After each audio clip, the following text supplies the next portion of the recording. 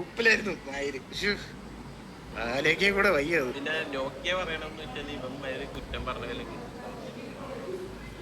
നോക്കിയന്റെ case ഞാൻ പറയാം. ഞാനും ഇവന് സംസാരിക്കണം എന്ന് പറഞ്ഞാൽ എന്റെ മന്ദാരത്തിൽ എന്റെ അടുത്ത് റെക്കോർഡിങ് ചെയ്ത്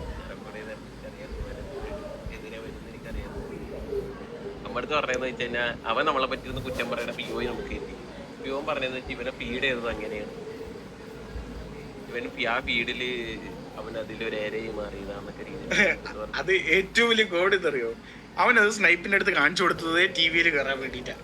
ഞാൻ പക്ഷെ അത് കൊടുത്താട്ടെ വിട്ടത്. സാവേജ് പറഞ്ഞ പാവോടാ വിടറാന്നൊക്കെ പറഞ്ഞു. ഞാൻ ഇതിന്ന് നല്ലത് പറഞ്ഞിട്ടൊക്കെയാണ്. ലാസ്റ്റ് പറഞ്ഞ് ടിവിയില് കേട്ടാൻ താല്പര്യമില്ല.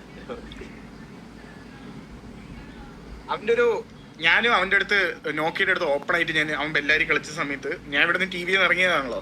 അപ്പൊ ഞാൻ ആ ടൈമില് ഞാൻ നോക്കിയുടെ അടുത്ത് ഓപ്പൺ ആയിട്ട് ചോദിച്ചു, നീ ബെല്ലാരിയിൽ വന്നത് സത്യം പറ, ടി വി കയറാനല്ലേ എന്ന്. അങ്ങനെയൊന്നുമില്ല, എനിക്ക് ആ പ്ലാനേ ഇല്ല.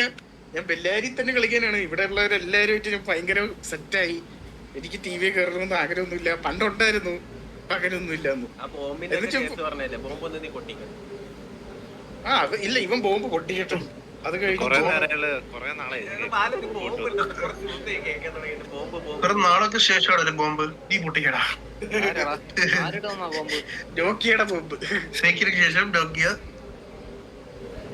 എനിക്ക് ഡൊമിനിക്ക് ഇതുപോലെ